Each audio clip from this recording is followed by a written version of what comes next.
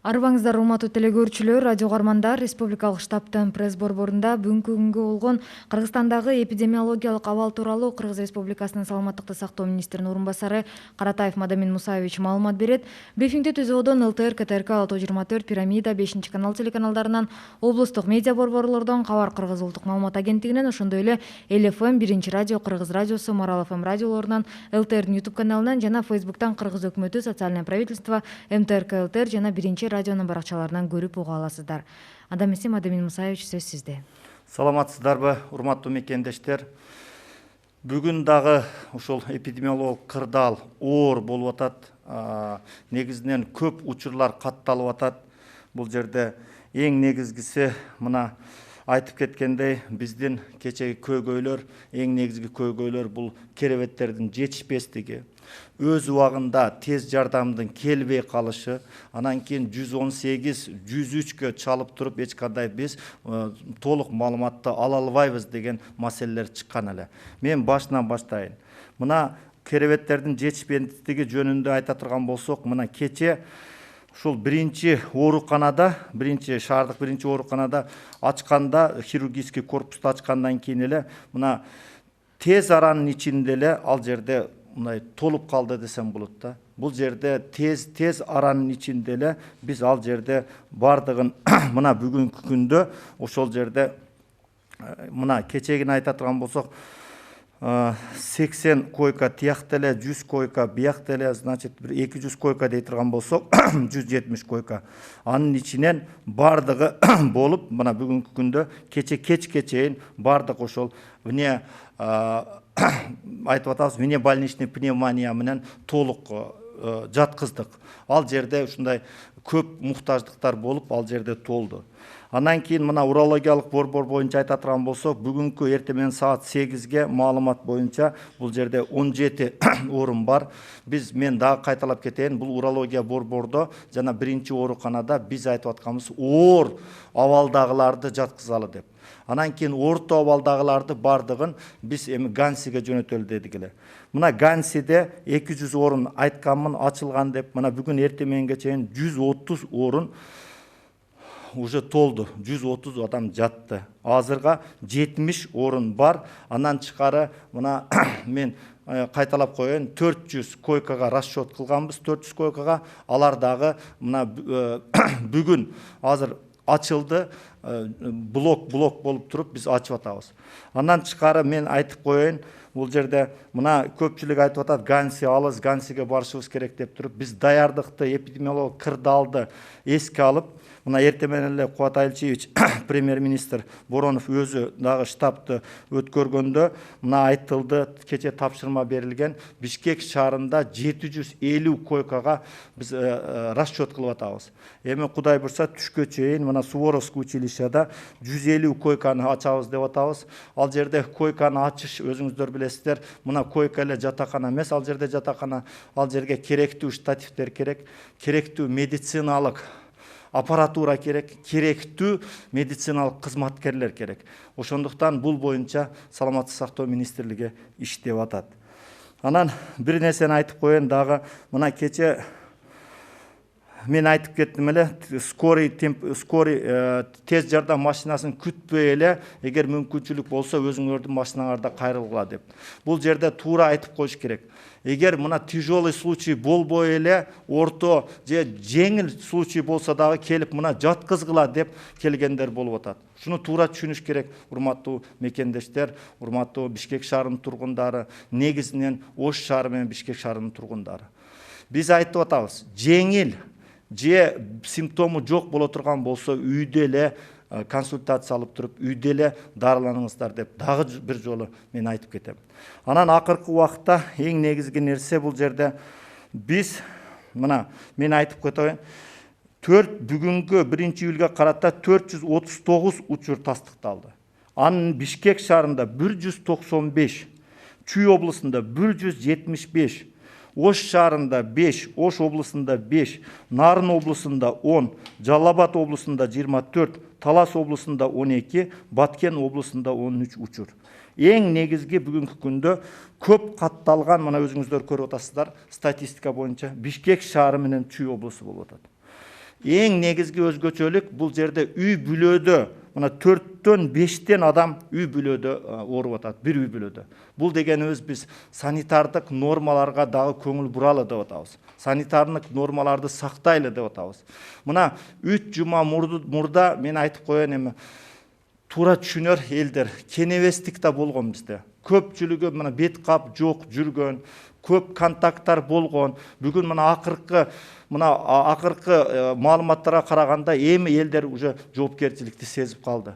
Бул жерде мына көп учур катталып атат, оор учурлар болуп атат, өлүмгө дуушар болуп атат. Ушул маселелердин негизинде элде кандайдыр болсо дагы мындай коопсуздук пайда болуп, мына акыркы 2-3 күндө биз муну көрүп атабыз. Бирок мен дагы айтайын, бул жерде эң негизги көп нерселер бул жерде мамлекеттик органдарда иштеген, местный госадминистрацияда, акимчиликте жана өкмөттүн өкүлчүлүктөрүндө иштегендерден дагы көп чыгып атат. Бул дегенибиз биз бул боюнча дагы кошумча тапшырма берилди. Мына үйдө дистанционный иштесин деген маселе боюнча. Мен ошону айтат элем. Үйдөгү ачакты эмени сактайлы, санитардык гигиеналык нормаларды биз сакташыбыз керек деп. Экинчи маселе бул жерде мына аппаратуралар боюнча чыккан. Эң негизги бүгүнкү күндө бизге керек нерсе бул ИВЛ менен анан тышкары биз айтып атабыз кислородный концентратор деп. Бул туура бул жерде жетишпегендиктер болду. Мен айтайын дегеним бул жерде мисалы мына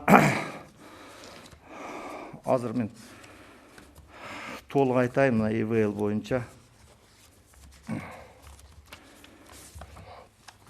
Бүгүнкү күндө 473 ИВЛ болгон, акыркы убакта эл аралык уюмдардан биз 20 ИВЛ алдык. Мына азыр бүгүнкү күндө 493 ИВЛ республика боюнча бар. А кислородный концентратор боло турган болсо, бүгүнкү күндө 610 кислородный концентратор бар. Биз 109 кислородный концентраторду кошумча алдык. Бирок муктаждыкты айтып кете турган болсоң, ИВЛда 220 муктаждык болуп атат мына дагы. А кислородный концентраторда 2003 кошумча муктаждык болуп атат. Бул боюнча иштер жүрүп атат. Кудай буйрса мына бүгүн дагы биз мүмкүн болсо мына Россиядан күтүп атабыз. Андан тышкары мына 3-июлда Кудай буйрса Кытайдан келет. Анан кийин Турция менен сүйлөшүүлөр жүрүп жатып атат. Биз бул жерде концентратор менен медицинский жабдыктар менен негизги керек боло турган жабдыктар менен ошол жаңы ачылган ошол обсервацияга жаңы ачылган ошол внебольничный пневмонияга керек боло турган жабдуулар менен жабдуу муктаждыктарды ушу канаттандырыш үчүн саламаттык сактоо министрлиги өкмөт бул боюнча иштеп атат. Дагы бир нерсе, экинчи дагы нерсе мына менчик мекемелер боюнча. Мына кече ушул уруксат берилди, мен айтайын расмий маалымат катары. Аквалаб жана Экспресс Плюс лабораториясына ушул ПЦР анализ алганга, ИФА алганга уруксат берилди. Алардын баасы мына 1600 сом болуп атат ПЦР, ИФАнын баасы экөөндө мындай айырма бар. Эми ал арзан эле, өзүңүздөр билесиздер, Банецкийде өткөндөр 2000ден ашып кеткен. Бул жерде ушул жака кайрылып, ал жерден эгер күтпөй ошол анализдерди өткөрсөңүздөр болот. Анан эң негизги маселе бул тез жардам маселеси болгон. Мына мен кайталап коеюн, кече ушул жер боюнча мына 5 машина боюнча сөз болду. Андан тышкары мен айткандай ушул 15 машина бардыгы болуп, бир 25 машинаны бул жерде чыгарабыз деп аттык. Болуп аткан. Бул боюнча кадр маселеси дагы бар, себеби тез жардамдын өзгөчөлүгү бар. Тез жардамда иштегендерди ар бир эле мындай медицина или врач аны мына барып туруп эле мына биз айтып атабыз, көпчүлүк врачтар бүгүнкү күндө тез эле иштеп кете албайт. Тез жардамдын да кичине өзгөчөлүктөрү бар. Ошондуктан окуу иштери, аларды даярдоо иштери дагы алды, бирок бул боюнча маселе болуп атат. Анан дагы бир нерсе, мына биз массалык маалымат каражаттарында жүрөт. Бул айтпадыңар беле, эмне үчүн бул жөнөкөй эле сасык тумоо, мунун тигиндей мындай деп. Мен туура маалымат берип кетейин. Урматтуу мекендештер, сасык тумоо бул жерде биз айтканда, мен айтканда бул атактуу окумуштуулардын изилдөөлөрдүн жыйынтыгы боюнча айтканбыз. Мына өзіңіздер көрсеңіздер болады YouTube'дан. Академик Чучалин Путинге жооп берип атып, айтып атат. Бұл шындай эле сасык тумоо өзгөчөлүгү бар штамды деп турупчу. Бирок бул жерде дагы менин санабай эле коеюн, мына Швейцария институтунун, Великобритания вирусология институтунун окумуштууларынын ою боюнча бул жерде өзгөчөлүк болуп атат. Негизинен бүгүнкү күндө дагы бир нерсе, сиз айткандай, тилекке каршы 5 адам каза болду. 2 бейтап мына республикалык клиникалык инфекциондук ооруканада 67 жана 57 жашта, турецкий кыргыз түрк мына достук ооруканасында 1 бейтап 72 жашта, Нарын областык ооруканада 1 бейтап 60 жашта, Москва аймактык ооруканада 1 бейтап 70 жашта, жалпысынан республика боюнча бүгүн 62 учур катталды. Мен дагы бир жолу мүмкүнчүлүктөн пайдаланып ушул бейтаптардын туугандарына, ушул каза болгон адамдардын туугандарына чын көңүл айтам. Анан бул жерде дагы бир тактап кое турган нерсе, эң негизинен бул биз айтып атабыз, коронавирус бул оорулуу барларды ушул күчөтүп, мына бизде мен дагы айтайын, мүмкүн бул мына Советтер Союзунда окуган, Советтер Союзунун убагында иштегендер жакшы билсе керек, поликлиникаларда жазылып турчу илинип. Грипп опасен осложнениями деп. Ошол жерде сасык тумоо бул коопсуздугу мындай осложнениясы менен кооптуу деп. Ошол маселе көтөрүлгөн эле. Мына дагы так айтып кое турган болсок, бул жерде мына эми мисал катары айтайын, мына фамилиясын айтпай эле. Каза болгондордун мына полиорганный недостаточность дейт. Атеросклеротический кардиосклероз дейт. Смешанная энцефалопатия, КБС дейт. Мисалы, ал жерде жалаң эле ковид эмес, ковид бул жерге кандайдыр сопутствующий фактор болду да бул жерде. Мына атеросклероз аорты, КБС дейт, 67 жашта экен. Мына хронический артерит, доброкачественная гиперплазия дейт, хронический пиелонефрит дейт. Мен атабай эле коем, бул көп нерсени бул жерде биз айтып аткан мына гипертоническая болезнь высокого риска, КБС. Бул жерде бардыгы эле мына ушул только ковидтен каза болду деген маалымат анча чындыкка дал келбейт. Ошону айтып коеюн, дагы мүмкүнчүлүктөн пайдаланып мен айтайын, биз бүгүнкү күндө мына 750 койканы мен айтып кеттим. Бул жерде даяр боло турган болсо, негизинен ошол Бишкек шаарында эле биз кошумча койкаларды даярдап атабыз. Андан тышкары көпчүлүк айтып атат, эми Гансиге барбайбыз, эчтеке жок, андай-мындай деген. Ал туура эмес. Мына следствие массовой информация барып көрдү. Ар бир 2 адам жатат бир палатада, ал жерде туалети бар, ысык суу бар, муздак суу бар, душу бар. Эми мындай эң негизинен дагы мүмкүнчүлүктөн пайдаланып суранып кетет элем. Урматтуу мекендештер, туура түшүнүңүздөр. Көпчүлүгү мына сервиске карабай, негизинен биз айтып атабыз, ушул дарылоого, ушунун биринчи жардамга көңүл бурсак, ушул маселеге көрө көңүл бурсак, анан кийин тиягы жок, биягы жок, эми биз сервис эмес, негизинен клинический сапатка көңүл буруп, ушуну туура түшүнсөк деп айтып кетет элем. Рахмат. Эми мүмкүн болсо расмий тилде. Уважаемые соотечественники, да, эпидемиологическая ситуация остается сложной. Действительно, особенно касается последнее время. Я скажу, чтобы начать со статистики. На 1 июля зарегистрировано 438 случаев, это за одни сутки. В городе Бишкек 195, Чуйская область 175, город Ош и область по 5, Нарынская область 10, Джалабадская область 24, Таласская область 12, Баткенская область 13 случаев. Прошу прощения, 439, да? 439. Здесь я хочу с чего начать. У нас 3 основные проблемы. Это первое, значит, обеспечение койками. Второе, значит, работа скорой медицинской помощи. Третье, это работа вот этого линии 118, консультации 103. Я начну с коек. Вчера, когда мы открывали, значит, городскую клиническую больницу, хирургический корпус, то, что я говорил, я скажу, быстро, ну, можно говорить, за 7 часов, грубо говоря, так, там уже заполнилось. Сегодняшний день там мест нет.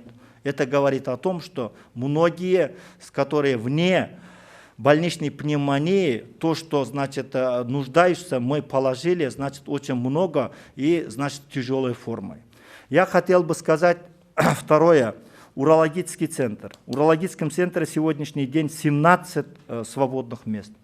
Ганси, то, что 200 мест было, значит, первая партия открывали, сегодня находится 130. Там свободных 70 мест. Кроме того, мы говорили 600 коек, 400 коек мы, значит, открываем. Тут там у них отсек называется, по отсекам. Теперь вопрос в чем? Мы сегодняшний день, утром уже получили задание, значит, видите, под контролем президента нашей республики Сооронбай Шариповича Жээнбекова. Постоянно, значит, Кубат Альчевич Боронов, премьер-министр, сам проводит, сам контролирует ситуацию.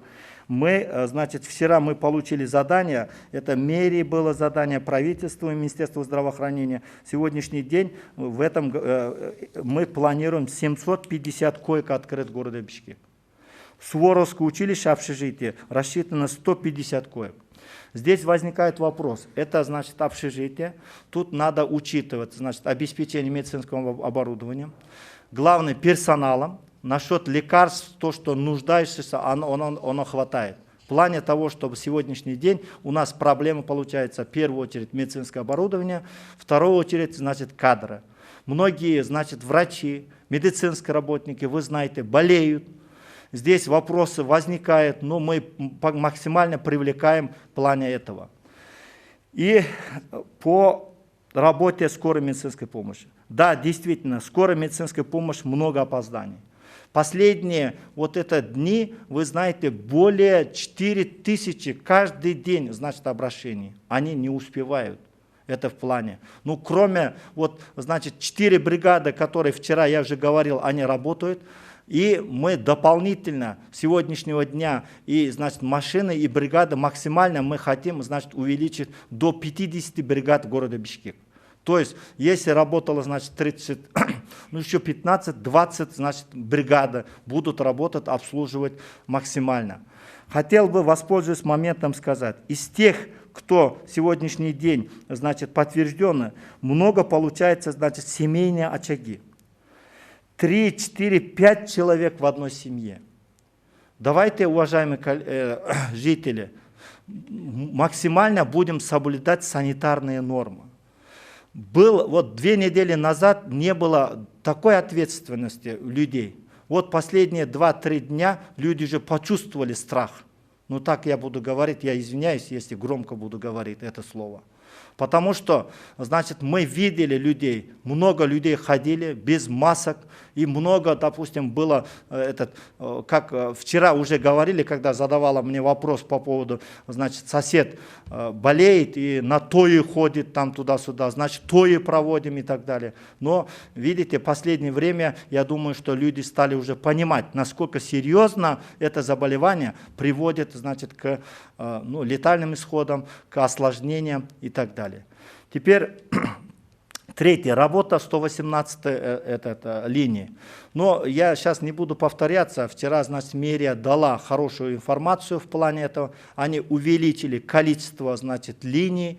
Количество, нам было поручено количество, значит, операторов до 80 увеличить в Бишкеке. Самое главное, мы должны, из них старший врач, которые могут консультировать, значит, как надо вести, как надо поступить, чтобы уменьшить и вызова на скорой помощи, и, значит, госпитализацию в стационарную помощь.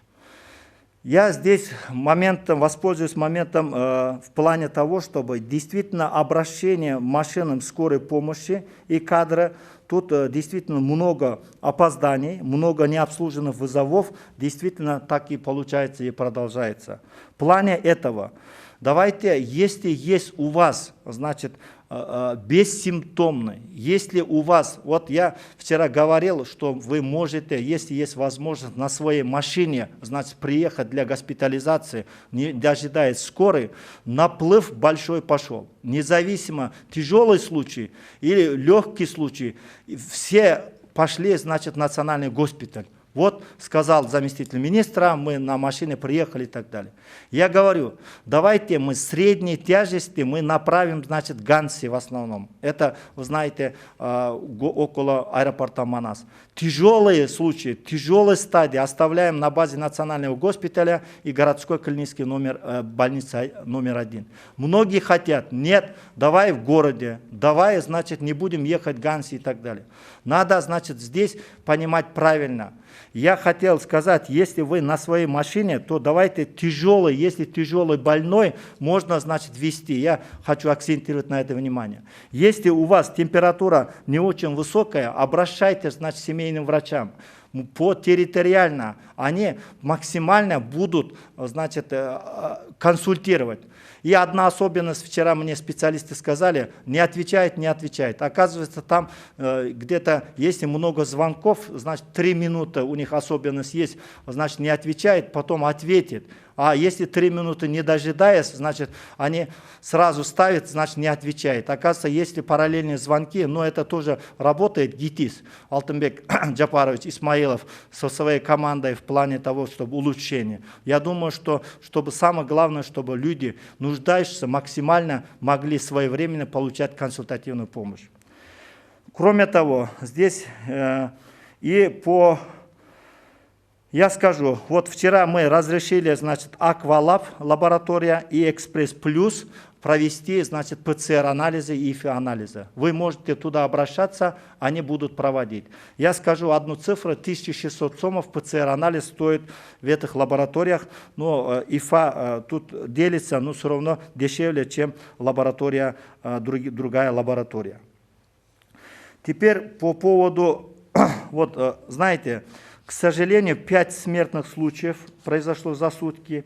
2 случая, значит, инфекционная больница, мужчина 57 лет, и 2 мужчины здесь, и 67 лет. Больница кыргызско-турецкой дружбы, 1 женщина 72 года. Нарынская областная объединенная больница, мужчина 60 лет. Московская территориальная больница, мужчина 70 лет.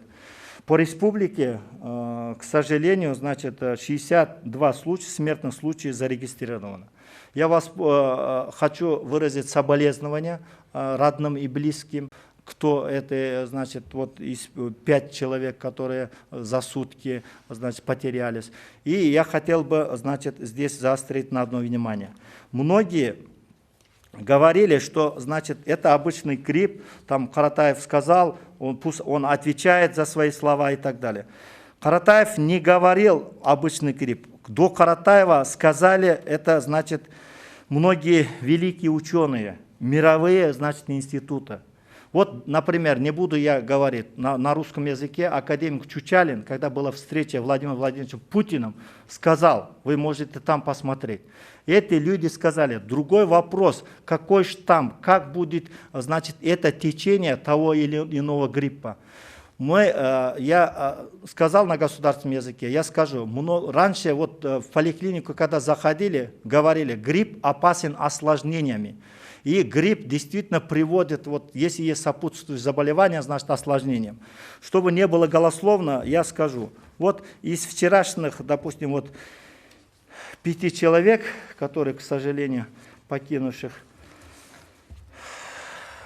мир, многих, значит, заболевания, это получается, вот, значит, течение. Вот человеку 70 лет, гипертоническая болезнь 3-й степени очень высокого риска, коронарная болезнь сердца, острая дыхательная недостаточность. Вот то же самое, здесь есть, допустим, заболевания, вот дыхания, здесь есть атеросклеротический кардиосклероз, гипертоническая болезнь 3-й степени очень высокого риска. Вот, легочная, снова КБС, атеросклеротический кардиосклероз и так далее. Здесь вот коронарная, COVID просто, значит, действительно спровоцировал. Я не буду говорить, значит, этот 100%. Здесь, если есть какие-то, значит, заболевания, как-то это как сопутствующее заболевание приводил к смерти. И по оборудованиям. Действительно, сегодняшний день у нас есть проблемы по медицинскому оборудованию, особенно кислородных концентраторах. Я скажу, мы ИВЛ по республике имеем 493, из них 20 поступило по гуманитарной помощи. Значит, кислородные концентраторы мы имеем 610 по республике, из них 109 недавно, значит, поступило по помощи. Нуждаемость в кислородных аппаратах составляет, значит, ИВЛ 220 дополнительные и концентратора 2300. Сегодня, если, дай бог, значит, получится, мы ожидаем, значит, помощь Российской Федерации. Кроме того, значит, 3 июля планируется из Китая поступление, и, значит, Министерство здравоохранения ведет с международными организациями, может быть, и ожидаем из Турции. Вы знаете, я не буду повторяться, вчера сказал, что кислородные концентраторы ИВЛ, значит, в Кыргызстане нигде не производятся. Во многих странах у них есть свои проблемы. Вы сами читаете, какова статистика и Российской Федерации, допустим, и в других, в Казахстане, и в Узбекистане, в других странах. Поэтому здесь мы ожидаем, что в первую очередь обеспечить необходимым оборудованием, что люди могли получить необходимую медицинскую помощь вовремя и своевременно. Спасибо. Спасибо. Учурдан пайдаланып өткөн суткада тилекке каршы ошо коронавирус инфекциясынан каза тапкан бейтаптардын жакындарына жана туугандарына республикалык штабтын атынан жана пресс борборго тартылган кызматкерлердин атынан терең кайгыруу менен көңүл айтабыз. Эми келип түшкөн суроолорго өтсөк, Бишкек шаарынын тургунунан бир суроо келип атат. Участкалык дарыгерлер уколдорду жазып берип жатат, ал уколдорду алуу үчүн жашаган жерде пункттар жок. Дарыларды көтөрүп алып шаарда кыдырып жүрөбүз. Ошондуктан мектептердеги, бала бакчалардагы жана фаптардагы медпункттарды тезирээк ачып ишке киргизсе болобу? Алгоритмге ушуну кошсоңуздар жакшы болот эле, анткени капельница сайганга киши жок болуп жатат. Бул туура маселе. Мен жана айтып аткандай, мына бизде негизинен мына кадр маселеси турат. Бишкекте кадр маселеси, мына орто медициналык кызматкерлер Бишкек менен Ош шаарында жетишпеген бул маселе бар эле. Мына бул боюнча сиз айткандай, мисалы, анан кийин андан тышкары мен жана айтып кеттим, мына Бишкек шаарында 30%га жакын медициналык кызматкерлер ооруп атат. Анан кийин алы көпчүлүгү 60-тан өткөндөрдү, жаш өткөндөрдү биз мындай ситуацияга карата биз аларды чыгарган эмеспиз. Бул маселе боюнча эң чоң мындай конуштарда бизде ГСВ бар. Мисалы, мына айтайын дегеним, мына Көлмө, Көкжар, мына Ак Өргө, башка конуштарда. Бул боюнча туура сунуш макул. Бул жерде биз кайсы мектептерде болобу, медпункттарда болобу, ушул маселе боюнча иштейбиз, дагы керектүү тапшырмаларды беребиз. Рахмат. Следующий вопрос. Диагноз COVID-19 только по ПЦР не ставят в других странах. У нас же в Кыргызстане случаи COVID-19 регистрируют только ориентируясь на ПЦР-тестирование. Уже сами граждане понимают, что тем самым занижаются масштабы эпидемии. Можете разъяснить? Я орусча экен, орусча берейин. Во многих странах ставится по результатам анализа, не клиническим симптомам. Клинический симптом, например, вот одышка, температура, это любое заболевание, это дает, значит, температуру. Я как медик скажу, нас, когда учили, колор, румор, тумор, ну я сейчас, ладно, латинский не буду говорить, значит, если есть внешний раздражитель, обязательно покраснение, повышение температуры, ну, соответственно, реакция организма, нарушение функции организма и так далее. В плане этого, для того, чтобы доказать, действительно это COVID, обязательно нужно, значит, результат анализа. Без результата анализа, значит, в других странах не ставят. Это не совсем правильный этот момент. Во-вторых, мы сегодняшний день смотрим клинические проявления. Если есть клинические проявления, независимо от ПЦР, мы, значит, госпитализируем, во-первых. Во-вторых, то же самое, мы ввели изменения в алгоритм, независимо, не дожидаясь, значит, результата анализа, допустим, если клинических проявлений нету, мы выписываем, значит, это больных из стационаров. Спасибо. Следующий вопрос. Если взять те стационары, которые выделены под пациентов с пневмонией, то сколько там на сегодня тяжелых случаев и сколько их было всего в июне? Вы знаете, по поводу, значит, я скажу, 70% те, которые сегодняшний день лежат, значит, вот то, что мы говорим о национальном госпитале, городская клиническая больница номер 1, вот то, что мы говорим для того, чтобы или национальный центр фтизиатрии, железнодорожная больница, это те люди, которые имеют тяжелое течение. Но 30%, тут уже, понимаете, это такое заболевание, такое состояние, никто не может. Вот сегодня он здоров, завтра может быть, значит, так течение вести. Но это чисто медицинское, когда резко ухудшается состояние, тут уже я не буду сейчас патогенетические изменения говорить. Поэтому здесь я же говорил, значит, около 70%. Мы 30%, мы же говорим, мы же не выводим. Многие, чтобы правильно поняли, мы говорим, давайте среднее у вас течение, здесь есть условия, здесь есть специалисты, давайте мы вас переведем, значит, в Ганси. Нет, я домой пойду, лучше здесь я буду лежать и так далее. Есть тоже такие пациенты, понимаете? Но тут я думаю, что многие правильно понимают, когда мы выписываем, говорим. Что касается в июне, вы знаете, последняя неделя, 10 дней дало резкий рост, значит, и внелегочная пневмония, и, значит, соответственно, вот то, что мы говорили, учет, значит, резкое повышение подтвержденных COVID-19.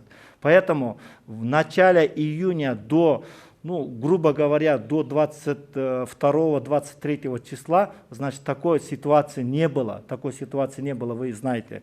Поэтому, значит, в июне, значит, много случаев с пневмонией, как таковое, в тех стационарах, которые я говорил, не было. Спасибо. Какова статистика смертности от других заболеваний? Ведь люди могли умереть от других причин, но коронавирус мог спровоцировать заболевание. Я не буду повторяться, я уже сказал, значит, коронавирус сегодняшний день только провоцирует, значит, на фоне других заболеваний и приводит к осложнениям. Что касается, значит, я сейчас не взял свою статистику, тот раз я показывал вам статистику за первый квартал. Мы за второй квартал, думаю, что на днях у нас будет статистика. Почти аналогичная картина по сравнению с 2019-2020 годом. Я примеры сказал и смертные случаи, и распространение вирусных гепатитов, острых кишечных инфекций. Но помните, я показывал, поэтому здесь как раз в течение этой недели мы завершим, дай бог, значит, статистику за второй квартал, тогда я, значит, подробно скажу. Спасибо. Уважаемые телезрители, радиослушатели, на этом мы завершаем брифинг в пресс-центре Республиканского штаба. О текущей эпидемиологической ситуации по Кыргызстану вас проинформировал заместитель министра здравоохранения Кыргызской Республики Каратаев Мадамин Мусаевич. А прямой эфир брифинга вы могли посмотреть и услышать на телеканалах ЛТР, КТРК, Лото-24, Пирамида, 5 канал, через областные медиацентры, Кыргызское национальное информационное агентство Кабар, а также на радиостанциях ЛФМ, Биринчи радио, Кыргыз радиосу, Марал ФМ, на YouTube-канале ЛТР и в Фейсбуке, на страницах Кыргыз Өкмөтү, социальное правительство, МТРК ЛТР и Биринчи радио. Спасибо за внимание.